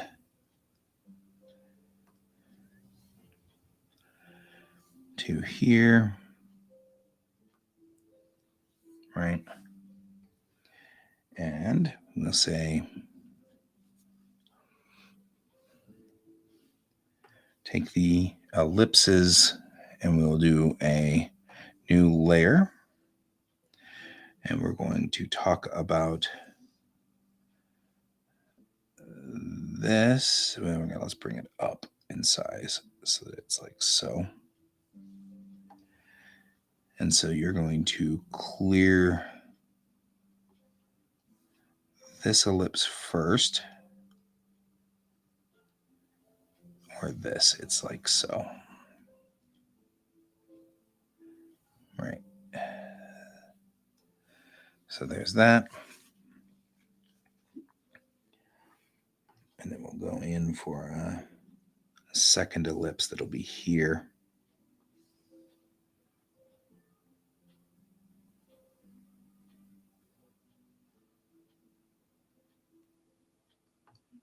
There we go. And so what we're essentially saying is your approach must be on, but before this ellipse, which is a gravity well. And then you drop into the system here, which gives you a clearance in this section. And then here's another gravity well. And then we will put moment at an angle, and it's elliptical there. And then we will return our brush to pen and go back to fill. And then we'll say this. There we go.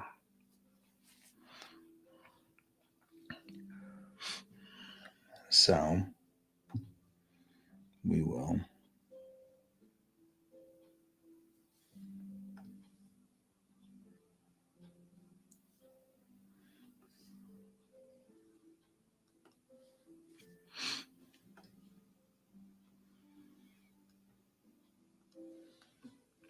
there.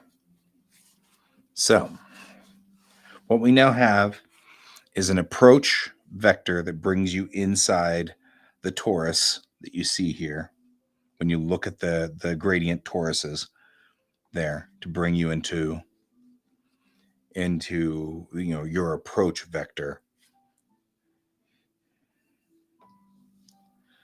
So we'll just go ahead and mark these.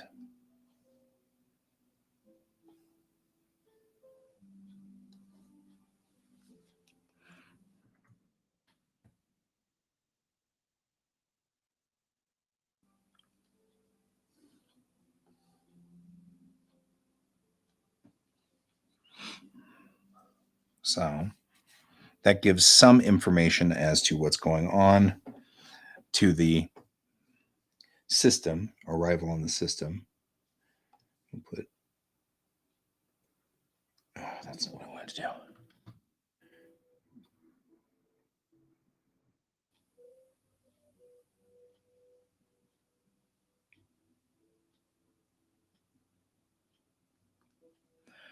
There we go.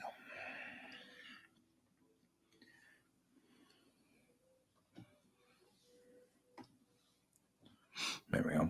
So what we're essentially saying is when you arrive in the system, right back here, you want to drop at this point in the system, and then we're going to put a number in here. And then we're going to drop again here into the systems, because you can arrive on the ecliptic, but you have to drop step down. Otherwise, you're going to be in gravity fields that the ship can't handle. So the technology here, this is where Space Geek hits. The technology here is that what happens is when you're in space, or warp drive, as the case may be, when you're in space, all of the Schwarzschild radiuses, which is the radius of which light cannot escape a star, increase artificially to your perspective. So as your ship is going along, your ship perceives larger Schwarzschild radiuses. All items, all things with gravity have a Schwarzschild radius, even me. It's just that the Schwarzschild radius for me is like a fraction of a angstrom.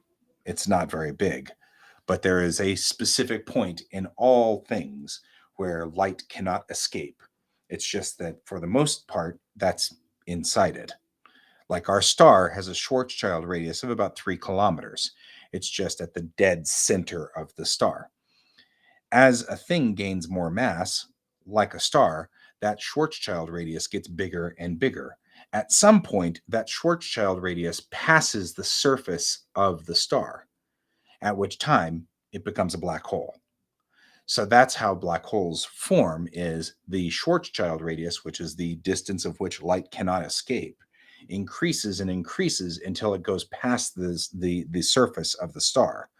The moment that happens, the light coming off the star fails to escape and falls back down. That becomes an event horizon at that point in time. Once it passes the surface, you still have space then underneath the Schwarzschild radius before the star's surface. That space is then an event horizon, and then below that becomes the open space. So when you're in space, that 3-kilometer Schwarzschild radius around our star at point 1 becomes a 300-kilometer Schwarzschild radius or whatever. And then it gets bigger and bigger and bigger. And though you can't perceive it, math bad, though you can't perceive it, it's still there. So in the early days of in-space travel, there were ships that would fly into a system and they just get crushed and nobody would know what would happen to it. And so for a long time, there was, some belief that something was going wrong, something happened. And we may actually explore that in the story somewhere along the line, because somebody had to figure that out. Somebody had to fly in space into a system and get sucked into a black hole that didn't exist, right? Because now we have this star which has an artificial black hole around it that's only artificial because we're in space.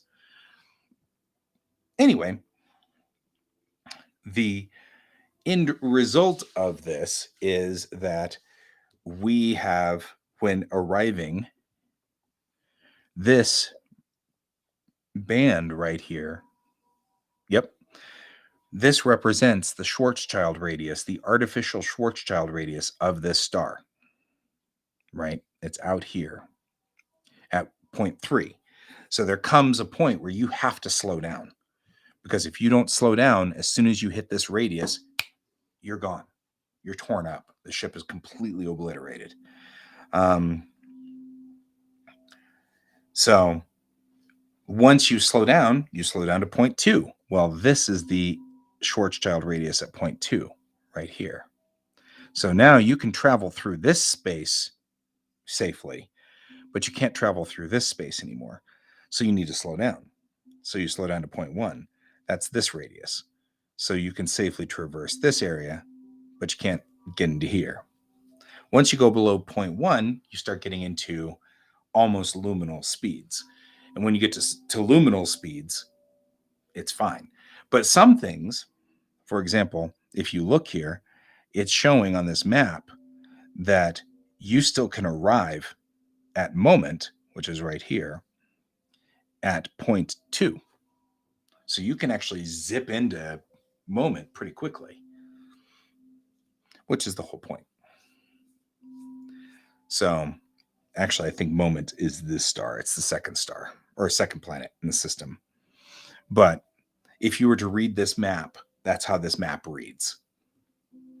So that allows us to do that. Let's go up here.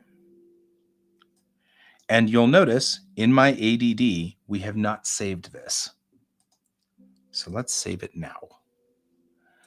Bellatrix Rising. Design book. Maps. Jeppesen maps.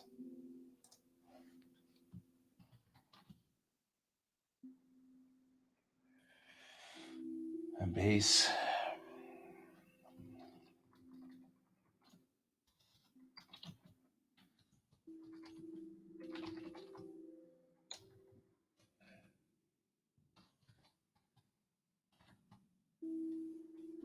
It's not saved as a PNG.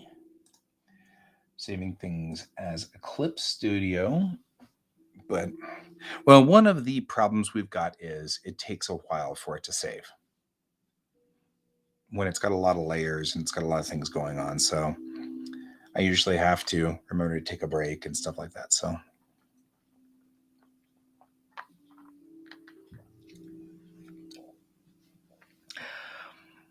I figured, by the way, that it was not, in fact, a bad thing. Your memory of childhood, I don't think, was really particularly bad.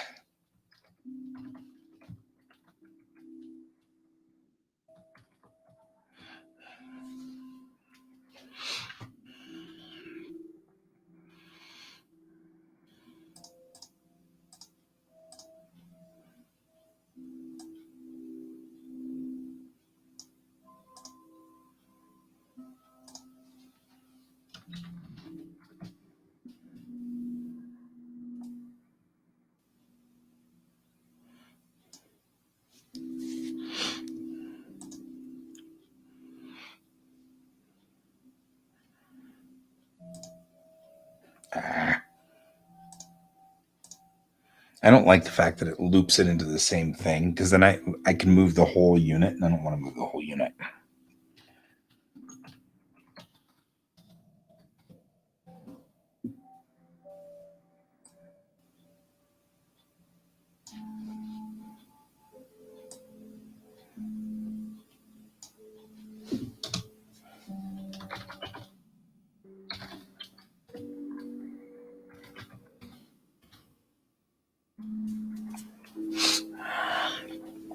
GTAX is the gravity communications line using gravity transmission. So it's called GTAX. So that's a thing. Because I think that's critical. You'd want to know, what do you tune your gravity sensor arrays on to, so you can talk to Moment Central. Is it Moment Central, or did we call it different? We should call it something else.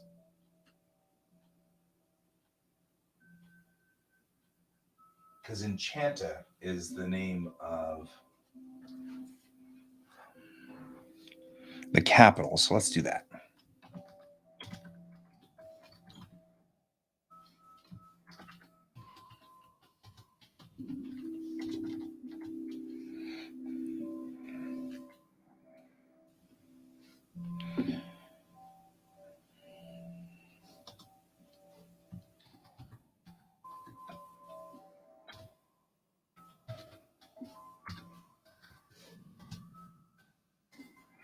So if you need to try to talk to Enchanta Direct,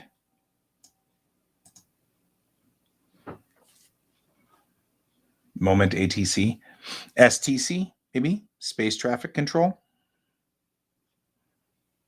I like that. We'll call that better.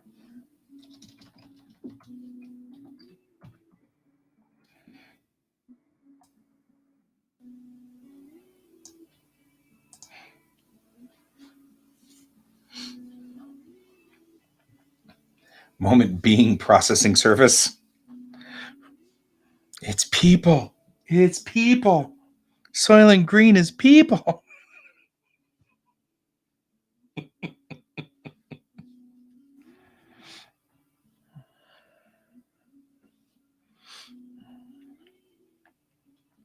like STC better too.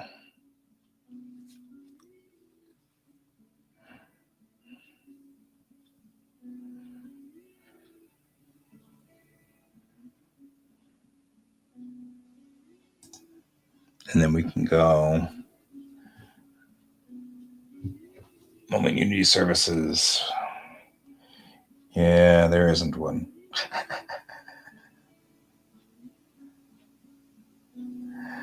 Okay, what do you say? Population.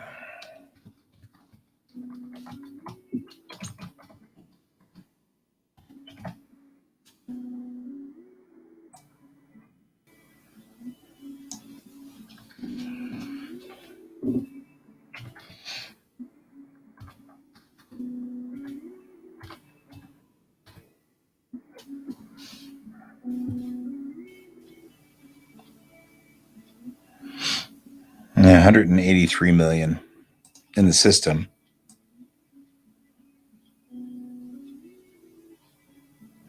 Maybe we should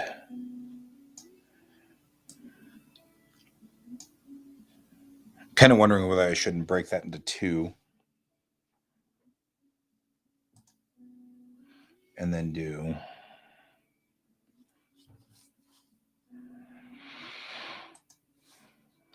like this.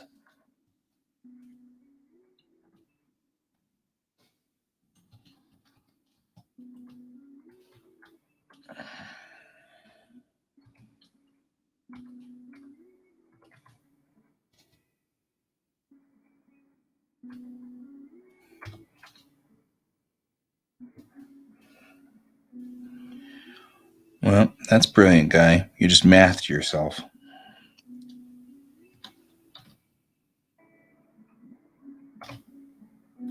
There we go.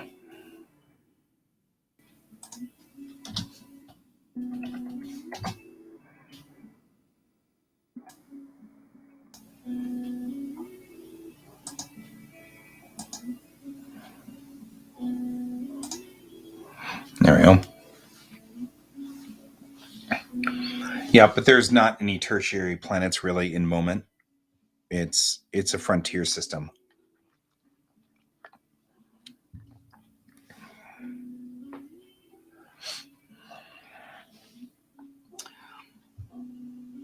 So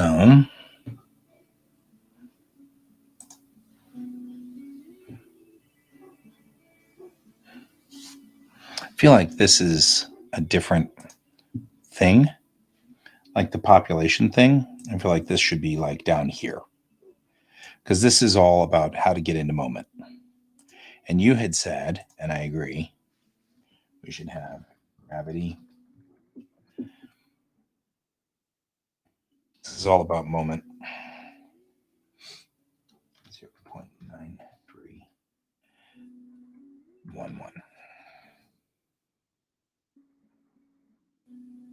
And we should actually do this. God, this song drives me crazy. Why did it end up back on my system? I thought I got rid of that. Here. So I'll do gravity.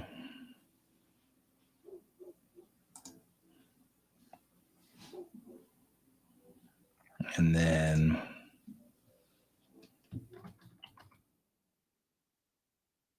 Atmo.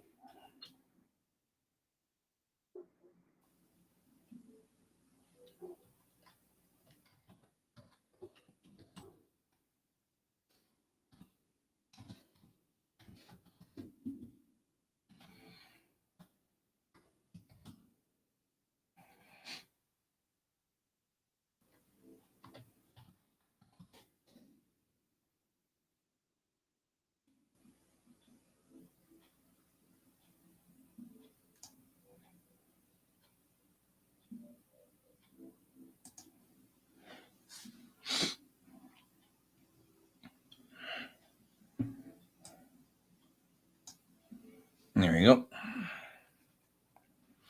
And then we will take and say that you have joined the wrong thing. And then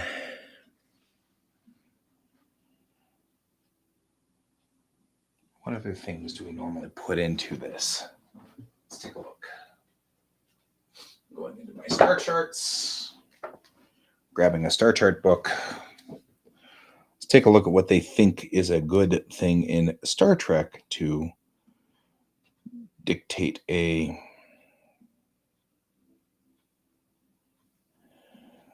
because the spectral class is not so important. Average temp. Right.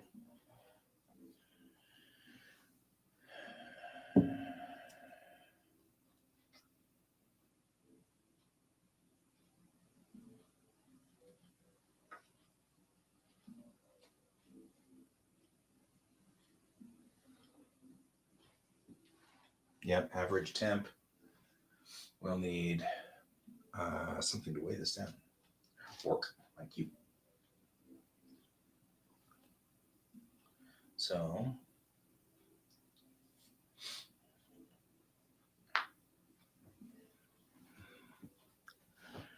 we'll come over here and we'll say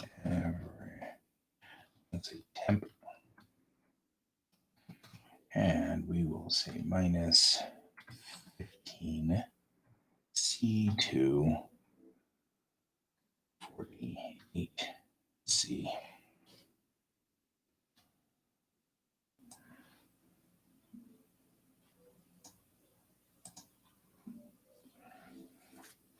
And what else do we want over here? A diameter.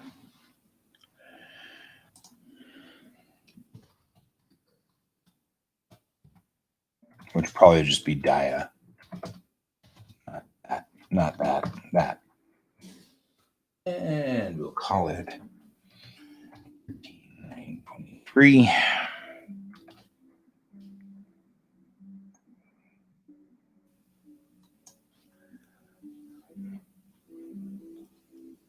Enchanta would be the major city government.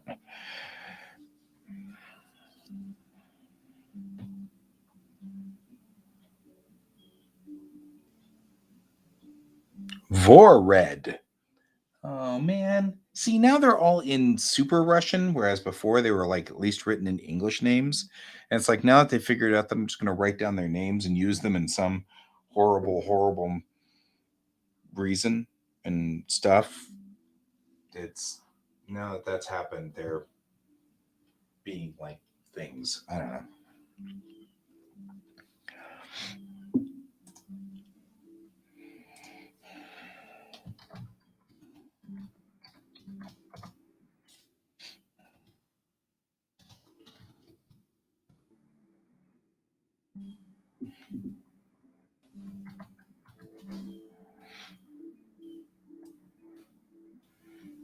Ice ring, which is really an ice rating, but that's right.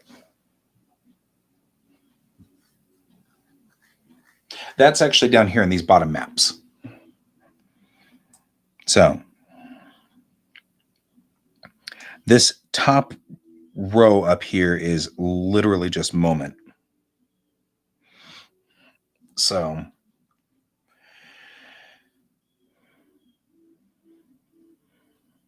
now we will do this part of the, all of these things end up not in the folder. Thanks for being not helpful. Because now I can turn all of these off.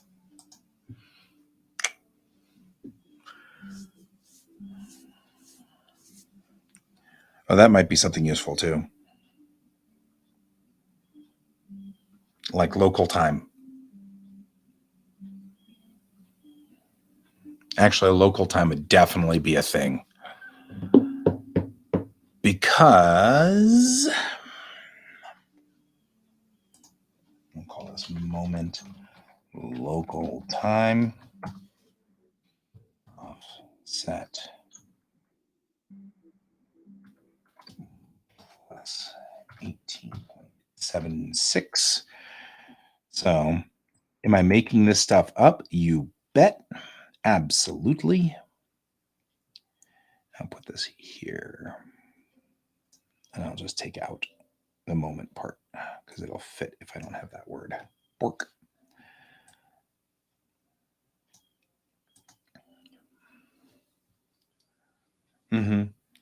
But there would be everybody's on the same time. However, you're going to want your day shift and night shifts to somewhat synchronize. So everybody's on the same time, but your shifts might be shorter or longer depending on,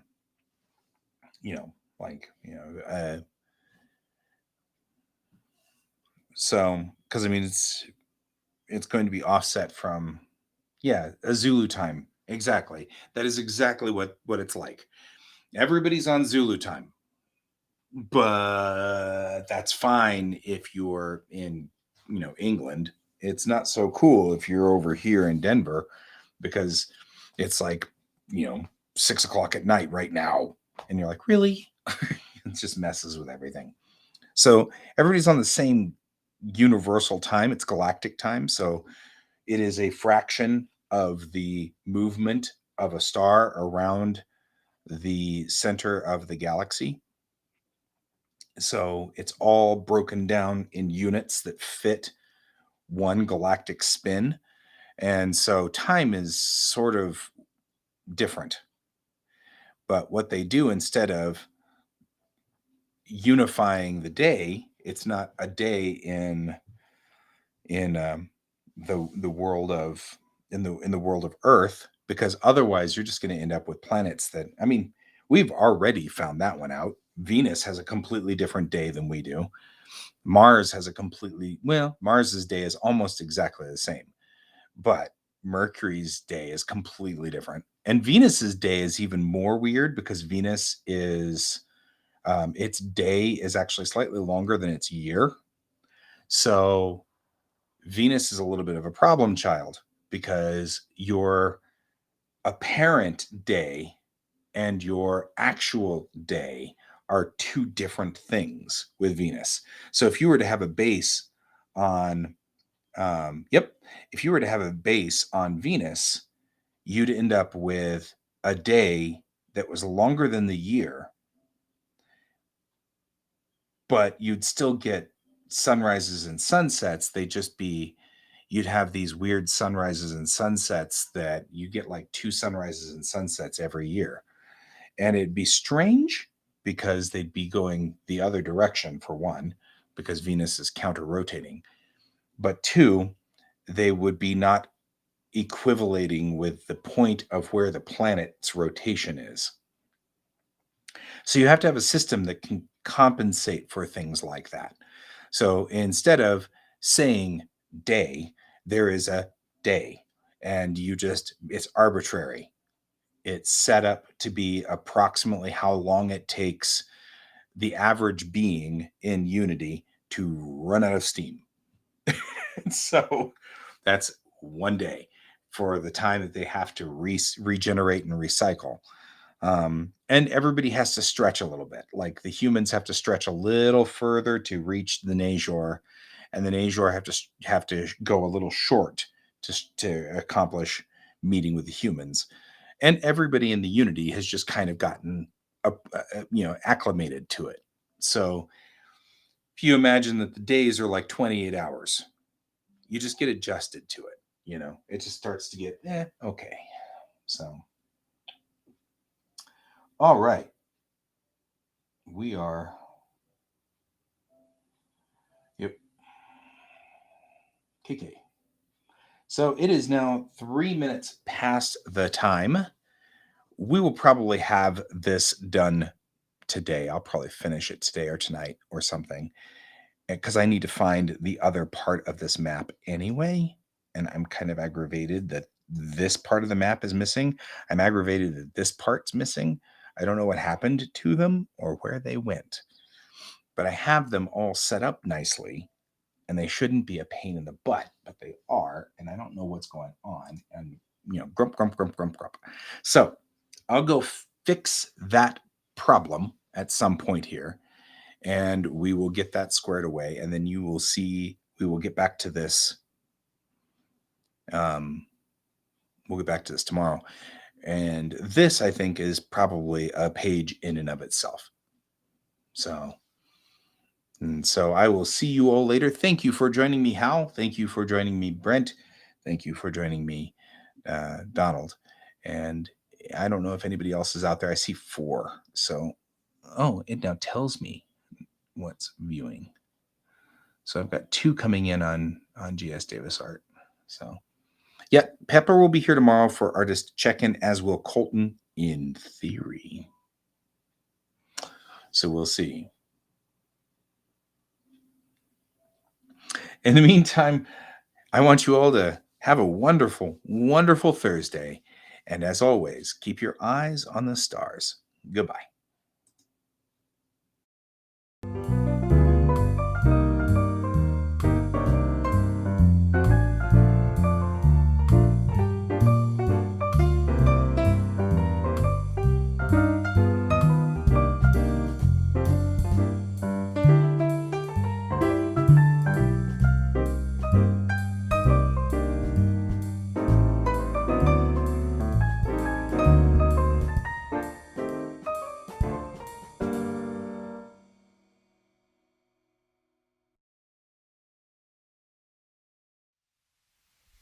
Computer, good night.